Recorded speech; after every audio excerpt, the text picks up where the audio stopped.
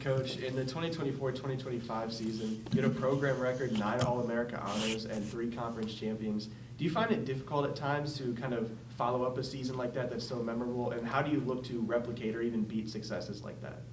Yeah, I've been here for 22 years, and every year is different, and I think that's where the challenge lives. You have different personnel, different coaches, different athletes, and the challenge is really what I always picture when I have to make tough decisions or just lay out a plan for the year. For some of those athletes, that's their highlight of their career. That's their one moment where they can really shine, and I owe it to them to make that as good of a moment as possible. And that's kind of, I think, what keeps me energized all those years, repeating all these championships and practices and travel and all that. So, yeah. Coach, track and field and cross country has such a wide range of events and things that are going on. How do you kind of differentiate between the different events and the different activities that are going on as a coach with so many people that are kind of specializing in one area? Yeah, I think my background being German, when I started out in track and field, you got exposed to everything. So I have pretty much tried all these events at some point. So I always feel like I have something to relate to with the athletes that I'm having on the team. But yeah, it's like a big orchestra, right? You just got all kinds of different groups within groups training for many different things. Where we find ourselves united, so is our goal to really, eke out the best possible scenario for each athlete, and just the drive to support each other. We have a one-team culture that we're really proud of. It's like our second family. We spend a lot of time together, sometimes more than with our family members. And so for us, it's really important that we support each other and that it's a fun environment to train in and to be around. So, yeah. Thank you. Hi, Coach. Hi. So you have been with the Bearcats for 22 years. How do you think your coaching style has evolved throughout your time with the program, especially them now being in the Big 12? Yeah, I think you learn how to focus on the big stuff a little bit more. When you start out, you think you have to solve everything, and then as you do this a few times, you learn how to focus on the bigger picture, the things I can only do for the program, and then learning how to utilize the people around you, like let's get an intern for graphics. Why not? I'm not good at that. So, just find more help and learn how to teach. We don't just teach our athletes, we also teach a lot of our support staff. How to do the job, how to be efficient at the job, how do you do it for track and field and cross country. And so, you always teach, you always learn. And, I feel like that's really never changing, but you become more efficient in how you lay it out. So, yeah. Thank you. Hi, Coach. So when I was growing up, I ran long distance, and I felt like in a team setting, sometimes the sprinters and the long distance and even the weight people kind of like never really meshed well. And you already talked about how important it is to have a great culture and have one unit. So what are some things that you think you have tried and work when it comes to creating a culture where everyone kind of fits in and does their job? Yeah, good observation. And that's something that a lot of the recruits and their parents that visit us tell us, that at other teams it feels very segmented at the college level as well. And they're always positively surprised when they experience their 2 days on an official visit and they feel like everybody knows each other. People talk about each other, it's not just kind of a fake, like, yeah, we hang out. No, everybody really does know each other. We do a lot of team building in the fall especially, where we set up things so that they have to kind of mix and mingle and get a little bit out of their groups. And we also have shared goal meetings where people get to hear about the goals each group has and each individual athlete has. And we keep explaining that together it's easier to go through these hard workouts than it is on your own. We also uniquely, in the fall, having our entire track and field side of the team. So cross country is doing cross country season, but all the track and field athletes, so jumps, throws, sprints, hurdles, multis, everybody, we do our conditioning together. So if you go through 6 weeks of conditioning with the Bearcats, you know each other really well after that. And so for spring break, we were just talking about that today. We're going to take them all bowling. We're going to have them in mixed groups so that we'll find out, who's the best bowler on the team. And that's where they get to hang out and interact with each other. And it's intentional, but we're so used to it that for us it's really normal. So that's how we do it. Hi, so kind of on a different note, after coaching an Olympic silver medalist in 2024, how has that impacted your coaching style or changed any of the experiences that you decided you wanted to bring to the team? Yeah, I think having that experience to coach at the highest level and, fulfilling that dream that most of us athletes have to one day participate in the Olympics and actually be in a position to win a medal and help someone win a medal as a coach. That's been really satisfying to reach that goal that took us 10 years of work together.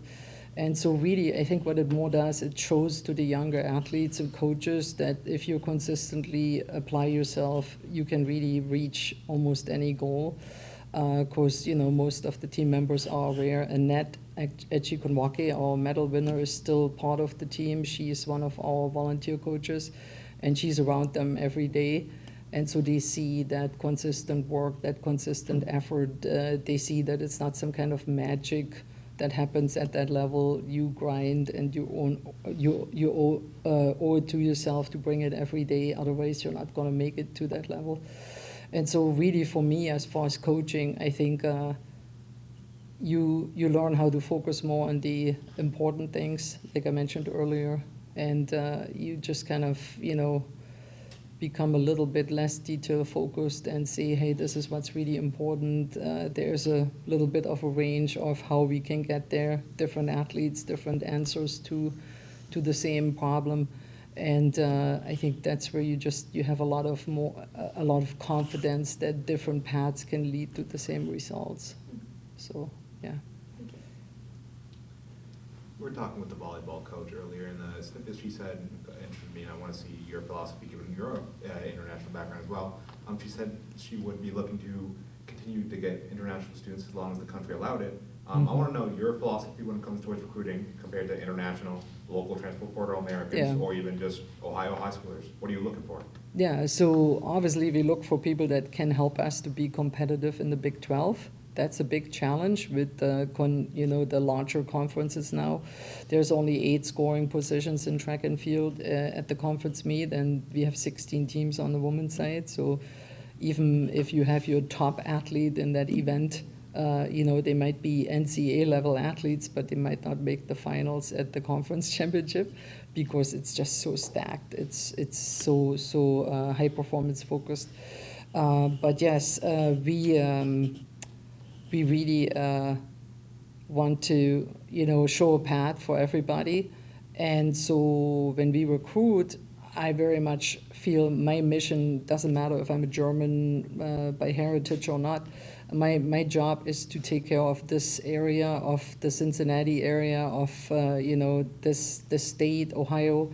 So we just sent 2 of our coaches to the indoor Ohio State meet, and they were the only big Power 4 program that was present and that was noticed by all the high school coaches.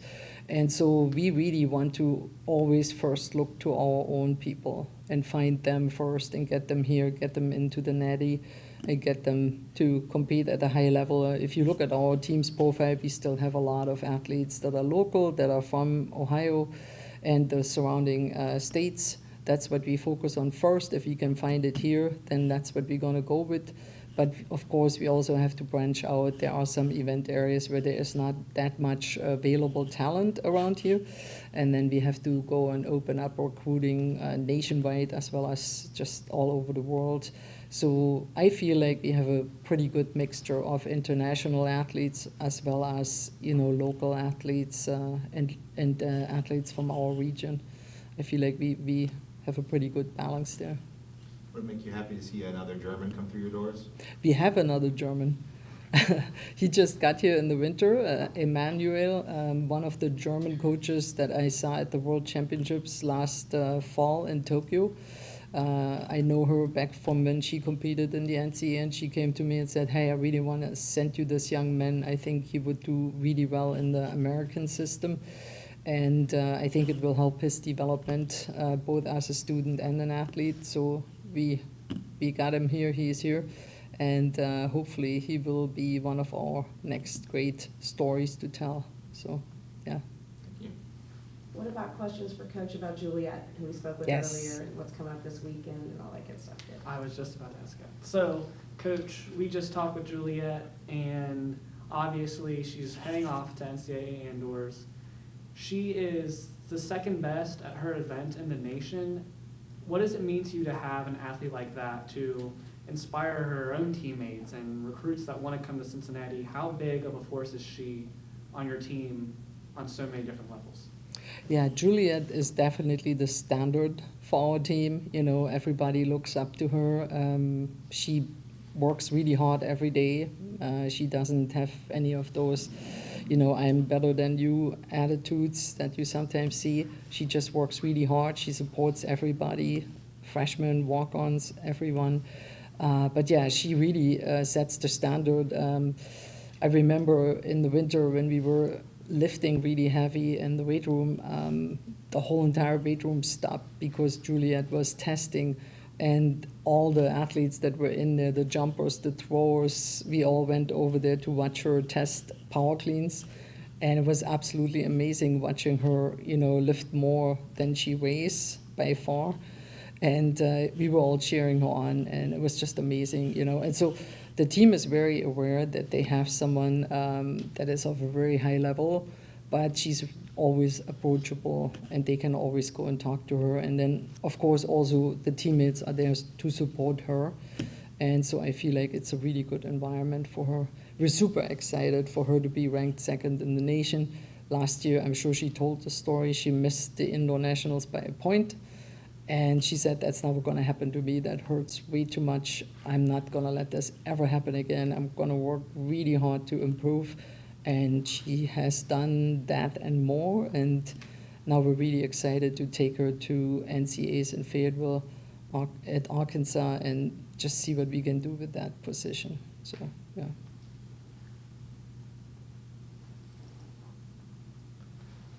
Like Juliet, is there any other athletes in any of the other positions for indoors that you are excited about seeing this weekend? So we only have Juliet qualified. It's a qualifying system. It's really hard. You have to be one of the top 16 athletes in the country. It's quite brutal when you narrow down thousands of people competing in the NCAA to 16. And unfortunately, we had some athletes that were ranked in the top 30 or top 50, top 30. We had a number of them, but we did not quite get all the way up to that top 16 rank. So she will be the only one. And we'll make sure we take good care of her and help her to achieve that next level of hopefully finishing in the top 3 in the country. Yeah. I got one. You know, in your lengthy coaching career, talk to me about how the procedure changes when you only got one athlete to take care of at a special event like this compared to if you send multiple. Yeah, with us talking about team and how supportive everybody is, we have a group me that people will engage on, and they will keep cheering her on all the way through. But yeah, we have done this a few times now, including with Juliet. 2 years ago, we went to internationals when she was a freshman. She was also the only athlete there. And we make it fun. You know, I was talking to her event coach, Coach Weinberg, and we were picking out a couple outside of track activities for Thursday to see if she wanted to engage in any of those, just to take her mind off a little bit. And her parents are there. Her boyfriend is going to travel as well, you know, and they're going to be at the championship. So we will include them in some of the things that we do, like eating a nice dinner and maybe doing some of those extra activities to keep it nice and relaxed and have her, you know, mentally not sitting there in a hotel room thinking about it the whole time. And, we're used to it. You mentioned the Olympics earlier. There was also just one athlete, and we were there for a whole month. So you really have to know when to be involved and know when to step back and let them just kind of have their own time. And then once we get there, she will, like I said, she will have her people around, but she also knows all the other athletes from other teams. So I think she's looking forward to seeing some of them and engaging with them. So it should be a fun environment for her. Yeah. Thank you. All good? Oh, one more? Sorry. Hopefully. You've talked about Juliet's improvement, Yeah. but what exactly do you think stands out the most as her development as an athlete throughout her years here at Cincinnati? Yeah, just her drive. She gets very intense, and not just in competition and practice. And that's really something that a lot of athletes still need to figure out. How do I bring this absolute intensity in training, not just in the competition? And that really has helped. She sets goals, and then she really, really bites into those goals and doesn't let go. She's had some little nagging injuries here or there, but she usually manages to just be super diligent with her recovery and going and using our sports medicine available resources to really get herself back on track quickly. And her nutrition, everything, she's just one of those dream athletes that do all we call it little things right, so that she can, perform at this level. But yeah, it's been really fun. She's our school record holder in the multi, but also in the hurdles and in the long jump. So she set multiple records in the process of qualifying and being ranked second in the country.